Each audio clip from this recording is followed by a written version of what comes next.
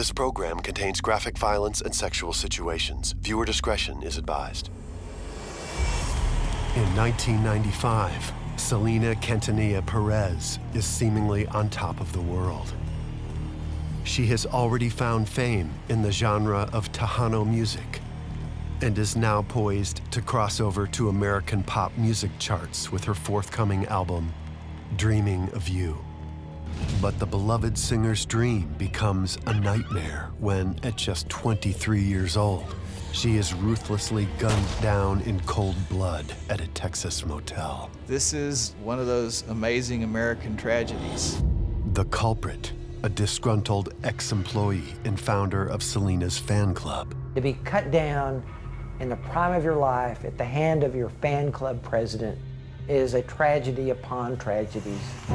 Legions of mourning fans are shocked, outraged, and out for blood. You can't imagine such sadness, disappointment, and really evil.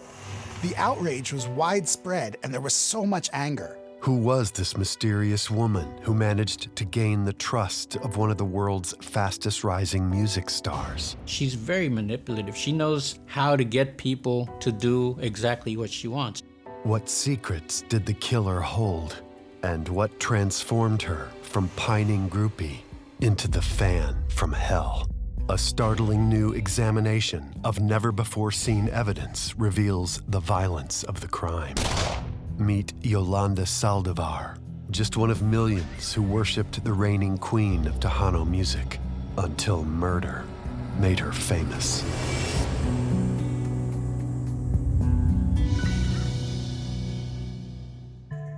Selena Quintanilla Perez was a superstar to Spanish-speaking music fans, a fashion designer, an actress, and a spokesperson. She was poised to achieve even more success with the release of her English-language music debut. And there was this anticipation, and it wasn't just, look out, Gloria Estefan. It's like, look out, Madonna. This is gonna be the biggest woman in pop music in the next 10 or 20 years. Her murder in March of 1995 cut this meteoric career short and stunned fans. When Selena was shot and died, this became the biggest news event in Texas, at least, but it was an event that resonated all around the world, particularly in Latin America. It was a big deal. The death of the 23-year-old international star made her even more famous. It introduced Selena to the world, not in the way that Selena should have been introduced to the world. In 1997, a Hollywood biopic about Selena catapulted actress Jennifer Lopez to stardom. Jennifer Lopez got Selena down to a T. It's scary to watch that film. Many people became familiar with Selena because of the movie, which was a star-making performance by Jennifer Lopez. Since her death, both Latino and mainstream media have written books and produced programs about Selena. Interest in the life of the so-called Queen of Tejano music has never waned. Her stature when she was alive has grown immeasurably since her death. And part of that is just the tragic nature of it. Compounding the tragedy is the fact that Selena considered her killer, Yolanda Saldivar, a trusted friend. It was the worst kind of betrayal because I truly believe that in Selena's mind, Yolanda Saldivar was the best friend she's ever had.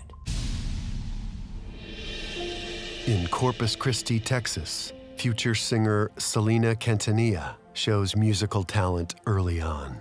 She is the youngest of 3 children. She had to learn how to sing, but she had an innate charisma that radiated. She had it in her, and I'm sure there was a lot of encouragement coming from within the family.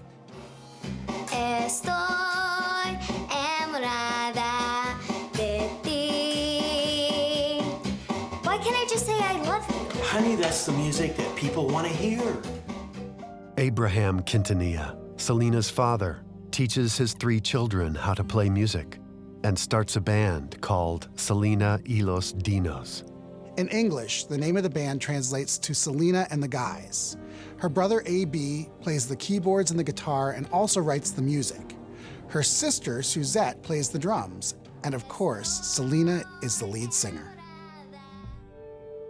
Yolanda Saldivar, the woman who will be irrevocably linked to Selena, grows up in San Antonio, Texas.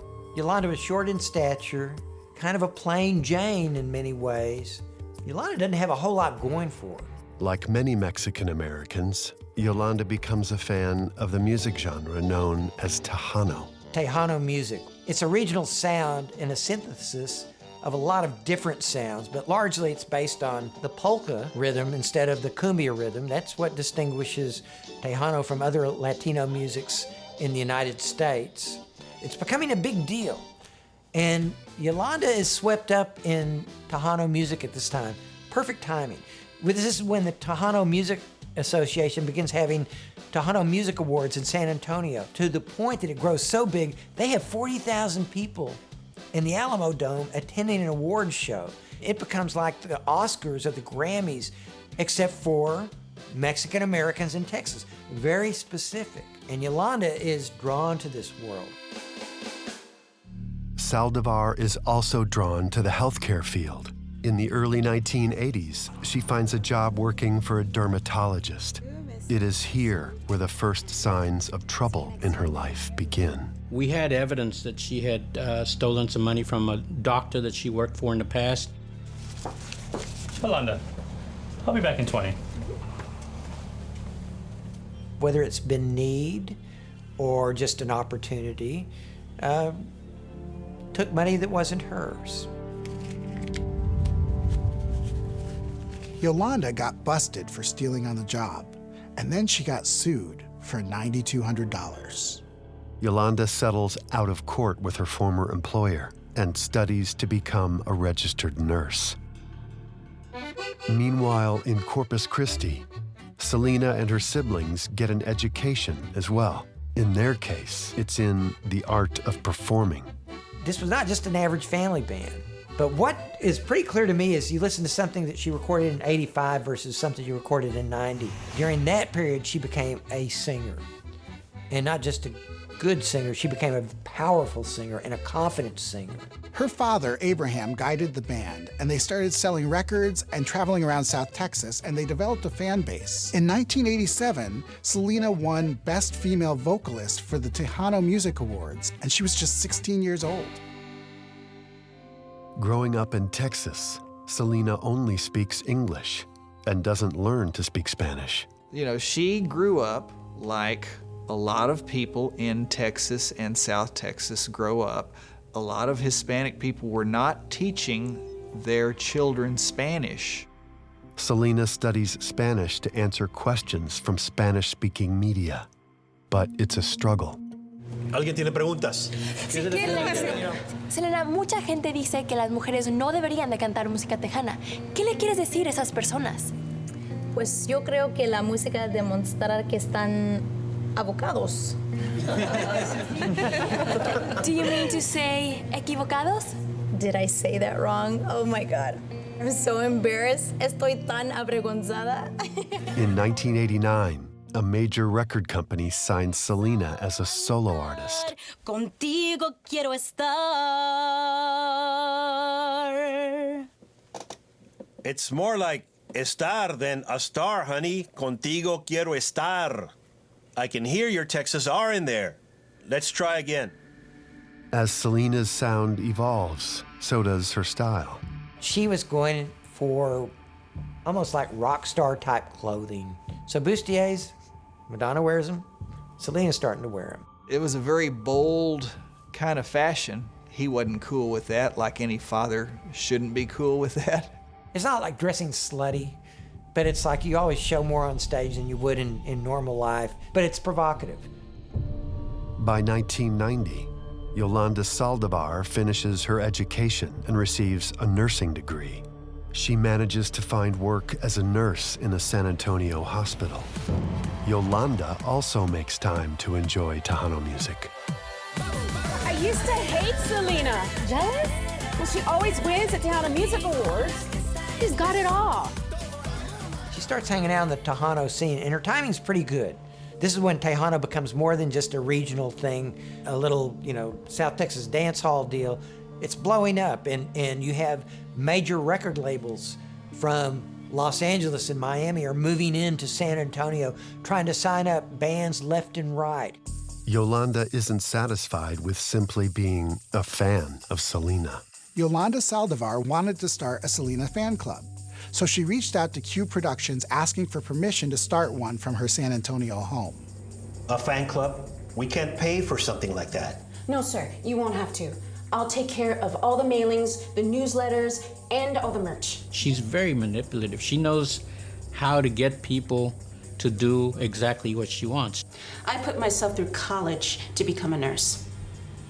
I've taken in my brother's kids when he abandoned them. I've taken on responsibilities, and I'll see them through. Working out of her San Antonio home, Yolanda sends T-shirts and posters to fans when they join the nonprofit club and pay a membership fee. Selena didn't have a fan club, so Yolanda began the fan club and named herself president. Saldívar eventually gets to meet Selena in person. By now, the fan club has grown exponentially. Selena! Oh my gosh, hey, you must be Yolanda. Yes. So nice to meet you. I'm sorry that it took so long, but wow, you've accomplished quite a lot. I'm just following in your footsteps. Selena eventually asked her to become an employee, just started paying her. I think the dynamic there was, there was a level of jealousy and wanting to be like her. Selena was never convinced that anybody would want to hurt her. She thought everybody thought like she did, which is she loved people.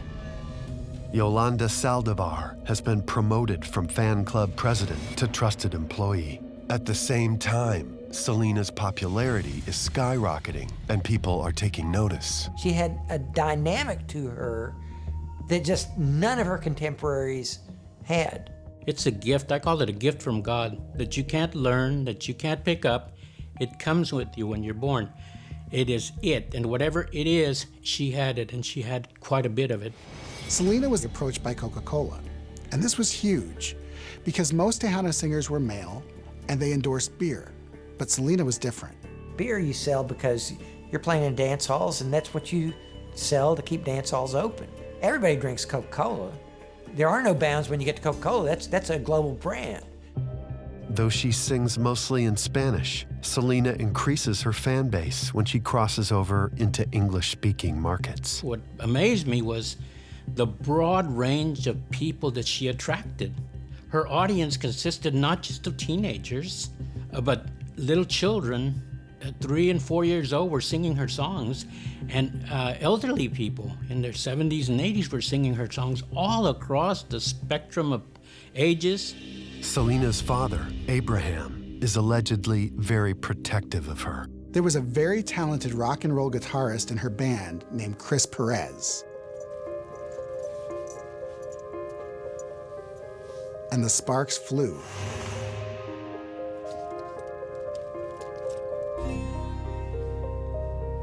And before you knew it, they were having a secret love affair.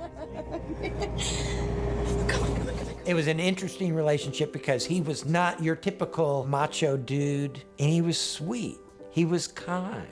So he was like almost Prince Charming. Those two were together on the bus and on tour and all that kind of stuff. He was like practically the only male anywhere close to her age that wasn't related to her that she would be around. Chris Perez became the love of Selena's life, even though it's at the risk of pissing off Papa Bear. You already know I'm not. Yeah, we gotta help. This stops here and now. I'm a grown woman, Dad. I don't care what you think you are. This is over. This is not for you to decide. Guys, please calm down. Chris, you put my daughter's hard work at risk. Do you want me to break this band up? He kicks Chris Pérez out and is angry with Selena. And his daughter gets so bummed out and so depressed and so not into what she's doing that he's about to lose his meal ticket. Despite Abraham trying to break them up, Selena and Chris will not be deterred. On April 2nd, 1992, they elope in a courthouse ceremony.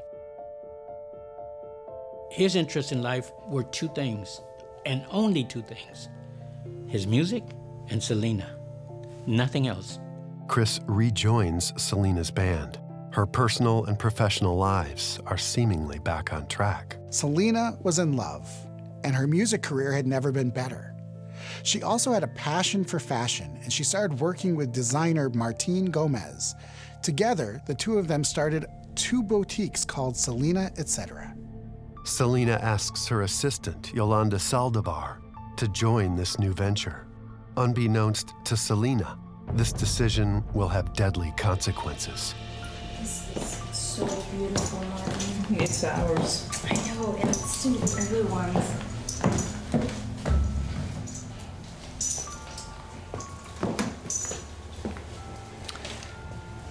What are you doing? I took the desk. This is my desk. Don't be mad.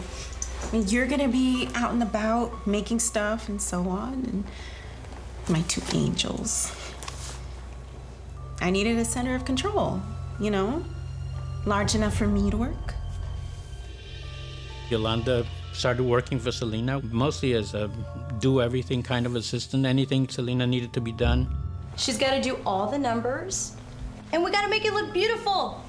Selena eventually got Yolanda involved in the management of the boutiques and even gave her the cute nickname Buffy. To a point where she was almost completely running Selena's life, scheduling her appointments, making sure that whoever wanted to speak with Selena, wanted to do anything with Selena, had to go through her. Selena's fashion designer, Martín Gómez, visits Yolanda's home to discuss clothing for the boutique. But when he enters, Martin sees how deeply Yolanda's obsession with Selena runs. Here you go. Oh, and Martín, I know you wanted to meet with Selena this week, but she's really too busy. So I rescheduled for next week, okay? Okay. Thanks for letting me know. Everything that Yolanda is because of Selena. And that obsession, which Martín Gómez saw when he went to Yolanda's house and saw how much she was all Selena all the time, the obsession is almost natural because there wasn't anything else going on in her life. Is that scary? Is it wrong? I mean, fans are fans. And I think that's kind of indicative of a fan, but this was not just any fan. This was a fan that was handed the keys to the star's car and given the pen to the star's checkbook and told, go at it. And she did. Selena was so busy all the time. She had so many things going that she welcomed somebody telling her, you need to be here, you need to be here, and also controlling the people that wanted to talk to her. And some people are very good at that. Some people are very good at abusing that. Yolanda Saldivar started controlling everything, started controlling completely, to a point where sometimes even Mr. Quintanilla, Selena's father, had to go through Yolanda to talk to his daughter. And that's when Mr. Quintanilla started saying, there's something wrong here.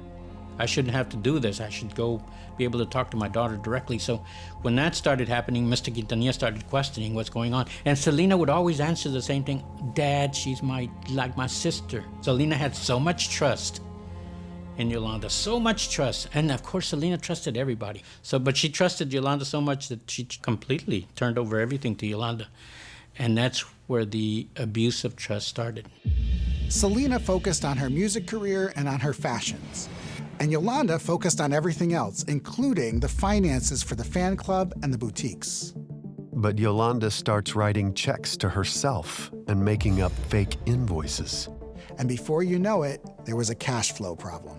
Abraham continued to be the business mind, but he was certainly wanting to make sure his daughter's businesses were doing well, looked over the books there, and noticed some discrepancies, cash flow issues in Selena Boutique. There were all these checks that started popping up. Yolanda had made out checks to herself or to cash. And, what was this for? And telling people when she was working with the fan club don't make the check out to the fan. Make it out to me. Yolanda took the deception to the next level, and she bought Selena what seemed to be a thoughtful gift, a friendship ring. It's a ring with the Fabergé egg. Selena was a collector of Fabergé eggs. The ring, the Fabergé egg with diamonds that Yolanda had given to Selena, allegedly as a personal gift, but one which was paid for by all the employees of the Selena Etc. boutique in San Antonio. The employees contributed $3,000 for the ring, and it was supposed to be a group gift. But Yolanda pocketed that money, then charged the ring to Selena's corporate card, and then turned around and gave Selena the ring. It's unbelievable. Selena loved it. She loved the ring. She said it's beautiful, and she put it on, and she said she would never take it off because they were going to be friends. She and Yolanda were going to be friends for life. In February of 1995, Selena fills the Houston Astrodome with more than 60,000 fans. Selena's popularity was skyrocketing, not just here in America, but in Central and South America as well. She headlined Miami's Calle Ocho Festival, and 100,000 people showed up. On top of that, she was nominated for her first Grammy. Things couldn't be going better. Selena also appears in the Hollywood movie Don Juan DeMarco, starring Faye Dunaway, Johnny Depp, and Marlon Brando. She plays a small part as a mariachi singer. As Selena moves into movies and television, Yolanda Saldivar continues to oversee Selena's fashion and boutique business. Selena had a plan to move the manufacturing of her production down to Monterrey, Mexico to cut costs, and Yolanda was managing the deal. Yolanda played a critical role in this because Yolanda was fluent in Spanish, so she was already translating for Selena as she entered the world of fashion and music in Monterrey. It helped solidify working together with Yolanda. It really gave Selena more confidence in Yolanda, that Yolanda could do things and say things that Selena couldn't. But Selena's business is suffering. Funds are allegedly unaccounted for, and Yolanda is firing employees at an alarming rate. Selena, however, remains faithful to her friend. Is everything all right? We'll be fine. Yolanda's working with her Monterey contacts, and every business is going to go through ups and downs. We've lost over half of our employees. Yeah, but Yolanda's juggling so much, and she's trying to make things work. Well, what if she's not? It got to a point where Mr. Gomez also said, I can't work with Yolanda Saldivar. But he knew there was something wrong there. Mr. Quintanilla knew there was something wrong there. The only one who was blind to it, who couldn't see it, was Selena. I finished the garment. I come back, and the seams are torn out. Did you see her do something? I can't do this anymore. And I think you should be very, very careful, Selena. There's something very wrong with her. And there certainly was. Yolanda was firing boutique employees left and right because of cash flow problems. But those problems were because of Yolanda. She was stealing money from the company bank account. Things had gone wrong with the books, and there was a meeting. And Abraham confronted Yolanda. I'm trying to make things work. Work? By stealing from my sister? Okay, it's Selena's business, not family business. Selena, we should handle this. Mr. Quintanilla had been doing a little investigation on his own and found out that there was some money missing, not just from the fan club and also from the boutiques. There was money missing everywhere. Mr. Quintanilla brought all the evidence he had discovered. He brought all these checks and asked Yolanda point blank, how do you explain this? Yolanda had no explanation, none whatsoever. There's just so much that's unaccounted for, Buffy. I have the paperwork, Mija. We trusted you, but you're a liar and a thief. You've been stealing from us. We're going to get you. We're going to call the authorities. We're going to have to press charges. We're going to have to fire you. What Abraham told Yolanda scared Yolanda, and that's why Yolanda went out and got a gun. Allegedly feeling cornered, Yolanda takes matters into her own hands. On March 11th, 1995, Yolanda Saldivar visits a gun store in San Antonio called A Place to Shoot and purchases a Taurus 38 Special handgun. Saldivar also buys 20 hollow point bullets the kind designed to expand upon impact and cause maximum damage. Meanwhile, Selena's family remains suspicious of Yolanda's bookkeeping. And now Selena needs the bank documents for her 1994 tax returns. Yolanda keeps promising that she'll bring them to Corpus Christi, but she's not coming through. And now it's March 30th. Income tax is due April 15th. Selena needs a lot of documents, financial documents, that are in the possession of one person, Yolanda Saldivar. I really like this color, though. That's what I wanted to say. It's Yolanda. I really need to call her. Okay.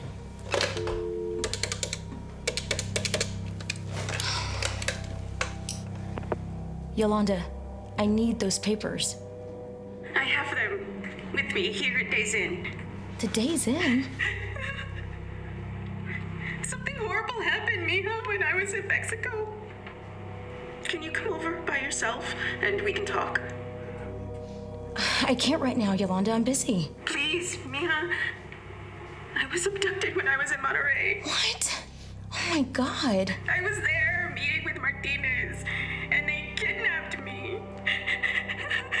A hysterical Yolanda tells Selena that she's been assaulted, and she'll give her the details when Selena retrieves the tax documents.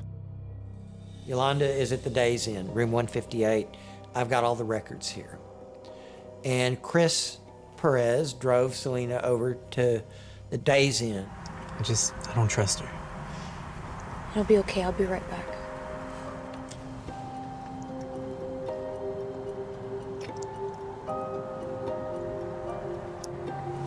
I love you. Love you too. I'll be back.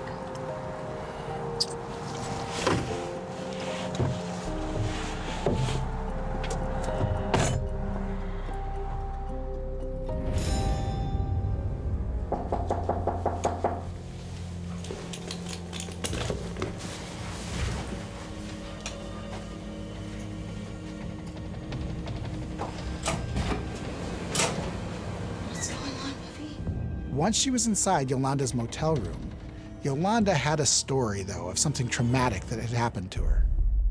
Oh yeah, and by the way, when I was in Monterey, I got raped. Yolanda describes being raped by two men during her trip to Mexico, and that they brutally assaulted her with a wooden baseball bat. The red flags have been raised now. After some consoling, Selena eventually gets what she believes are the tax documents she's been requesting.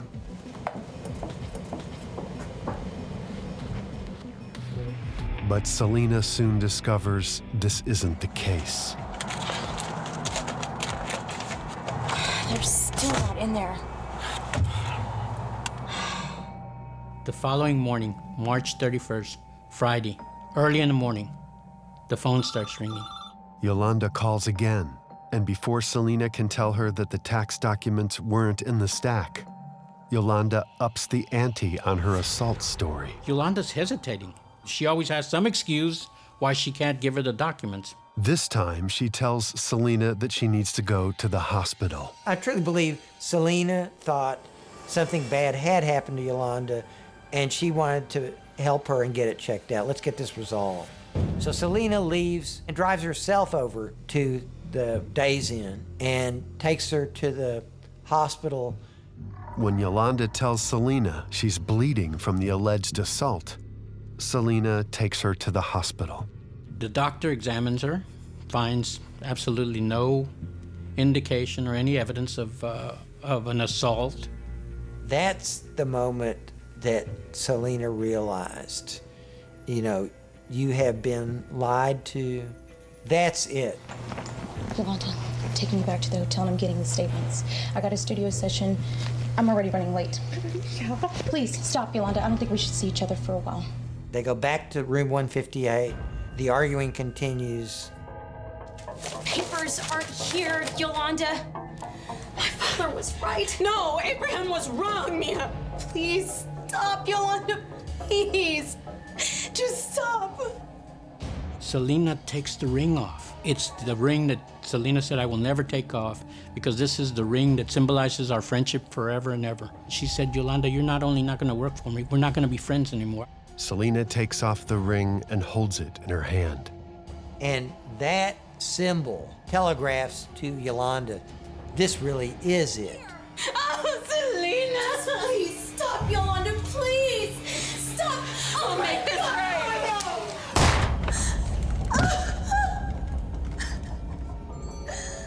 The shot hits Selena in the back and comes out the front. Selena's reaction immediately is to start running. Bitch! Yolanda brings the gun down and she says, "Bitch!" Screams at her. This is when all the witnesses in the hotel start watching what's going on, and they all say they cringe because they thought she was going to shoot again. She runs down toward the lobby.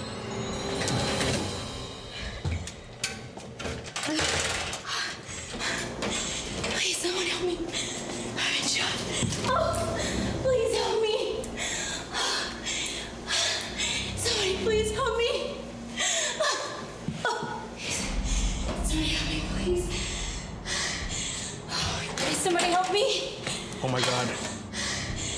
It's okay, it's okay. Hold on. Yolanda. Room 150. Come on, we'll call 911. We have a woman ran in the lobby, said she's been shot. She's laying on the floor in his blood. Okay, who shot her? The lady at 158. Her name? Yes. Yolanda? News of the shooting spreads, and Selena's family rushes to Corpus Christi Memorial Hospital for an update on her condition. 2 hours after she's gunned down, Selena's family is told the unimaginable. Just lost a lot of blood. Is she gonna be all right? I'm sorry, sir. No, puede ser. No. To hurt Mr. Quintanilla, take away the thing he most loves, the person he most loves, take away his daughter. I cannot imagine the horrible pain of losing a child like that.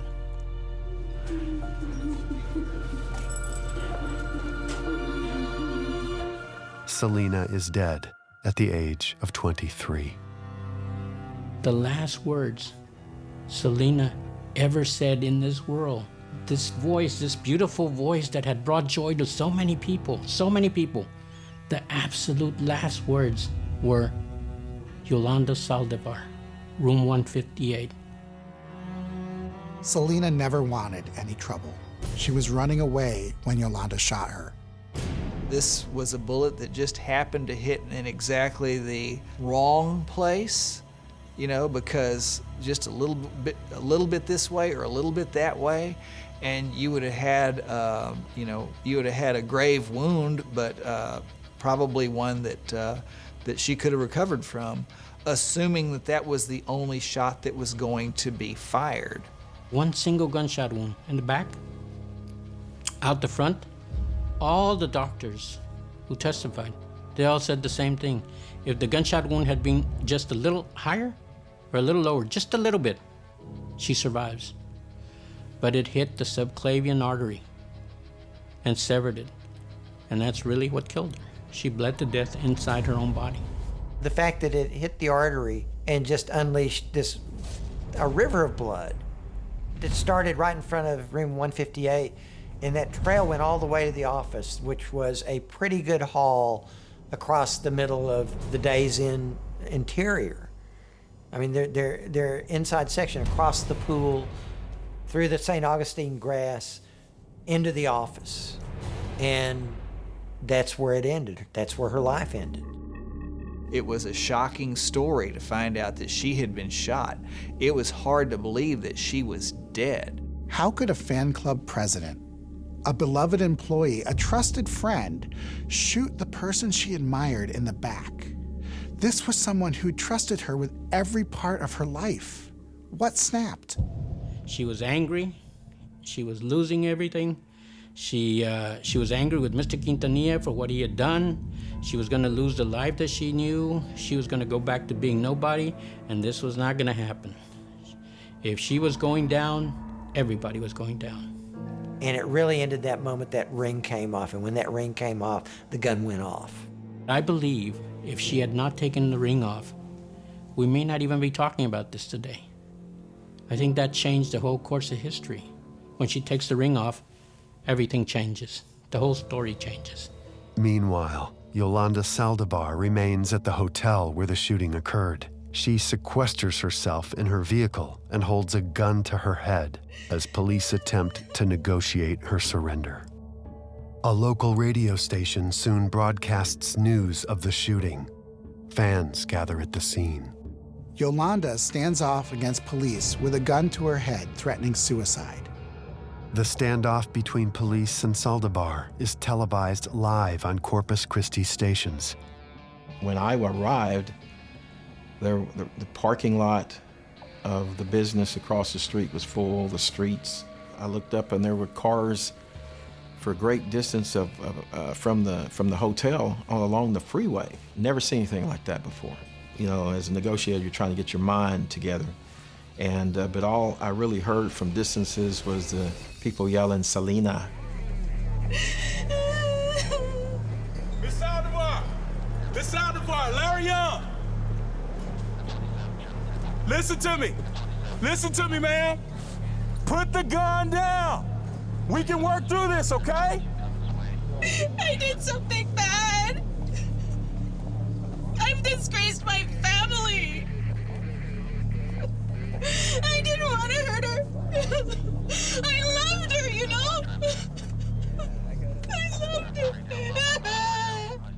Yolanda cried a lot. She said things like, you know, I loved her. She was my friend. I told her that if she was not around, I didn't want to be around her. I told her that. Yolanda, okay? Are you ready? I didn't do anything wrong to her. I think she thought that Selena was hurt. She was shot, but not dead. At one point, Yolanda hears a radio report that Selena is dead. To prevent her from committing suicide, police tell her not to believe the news. Yolanda was seriously thinking about suicide because she mentioned it so much. I'm gonna kill myself. You're not gonna do that, Yolanda. Yes, I'm gonna kill myself. No, you're not. Hour after hour, Larry Young, the chief negotiator for the Corpus Christi Police Department, tries to get Saldivar to surrender. Knowing Selena was dead and having a pretty good idea that this woman with the gun to her head was the one that did it, he just basically wanted her to go ahead and do it. Just even sitting there in that truck, all I see is selfishness. It was Abraham! He did this! He did this! She went on so far as to say that he caused this conflict because he didn't like her, that Mr. Quintanilla raped her. You know, I was like, okay. Yolanda's suicidal standoff with police lasts into the night. Yolanda, you have more to live for than this. Think about your mom right now. Don't let it end like this. Put the gun down. Yolanda? Got her. She's got a handgun to her head. I'm gonna do it, Larry! Think about this. Selena's fans want justice for their slain idol. Yolanda. I don't want to live anymore.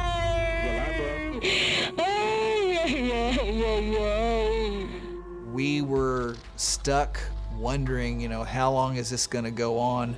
Can they get the drop on her and just, you know, grab the gun from her if they've all got her surrounded just right? And I'm telling her what she needs to do, you know, to resolve this and be safe and all that. She was listening to me and said she trusts me and all this kind of stuff. It's time to come out, Yolanda. Okay, Come on, Yolanda. I'm coming out. Let's do it now, Yolanda. Yeah, yes. I'm coming out. Vámonos. You wanted to see her get what was coming to her. And instead, you know, they're talking to her. Again, you guys are being too nice. Well, no. Larry was doing what he was supposed to do. And he did a great job.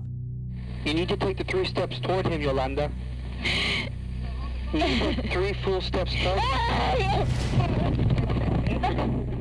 Police tackle Yolanda to the ground and subdue her.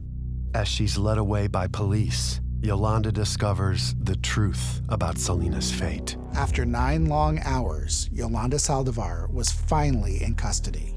And in speaking with negotiator Larry Young, She asked about Selena. She said, well, how is she? And I just kind of silence. And then I said, well, she didn't make it. And she goes, what do you mean she didn't make it? And I said, she's not here anymore. And she just starts squealing in the car, crying, and lay on my shoulder and just cried and cried all the way to the station. Selena is buried in a cemetery in Corpus Christi. Her funeral draws thousands of mourners. Yolanda Saldivar's trial for the murder of Selena begins in October 1995 and becomes one of the most sensational in Texas history.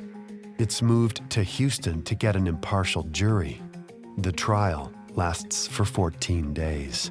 There was thousands of people around the courthouse every single day. For Mexican Americans in Texas, it was the crime of the century, but it was pretty much a cut and dried murder case. In her defense, Yolanda Saldivar claims the shooting was accidental. The aftermath was very important, and that's where we brought all the people who were in the hotel who saw what happened after the shooting. What happened after the shooting was indicative that this was an intentional act, and she would have shot her again if she had a chance. This was not an accident. After less than 3 hours of deliberation, the jury returns with their verdict. We, the jury, find the defendant Yolanda Saldivar guilty of the offense of murder as alleged in the indictment. The crowd outside the courthouse erupts.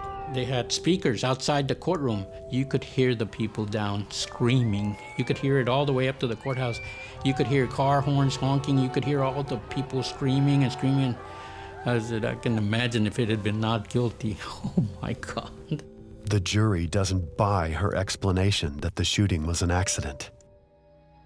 District Attorney and Chief Prosecutor Carlos Valdez asks for the maximum penalty from the jury. My policy was always to charge somebody with the most serious offense that the circumstances allowed. The death penalty was not applicable in this case, so we charged her with the most serious offense we could, and that was first-degree murder. And the punishment for first-degree murder, the maximum punishment, is life in prison. I don't look at cases as winning or losing. I think justice was done.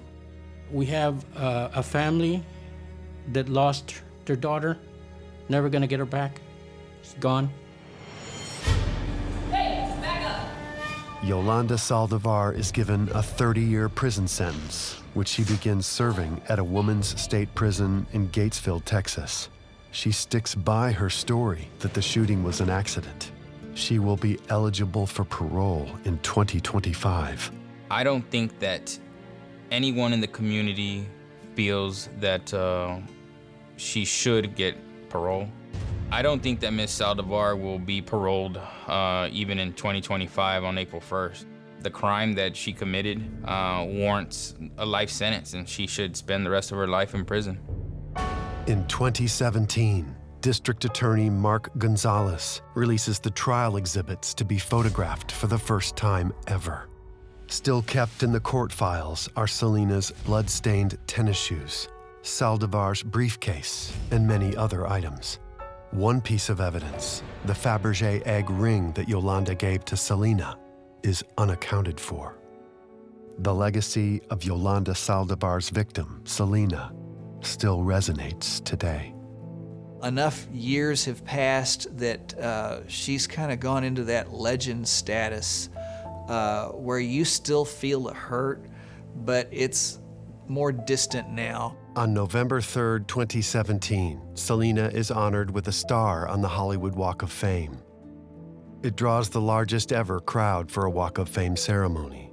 The outpouring was incredible, and just in every corner in Mexican-American culture in this state, you would see it expressed. That's when I started realizing this is going to be lasting for a long, long time, and this has transcended Texas. This has transcended the Mexican-American experience. This has impacted not just the Latino world, this has impacted the world.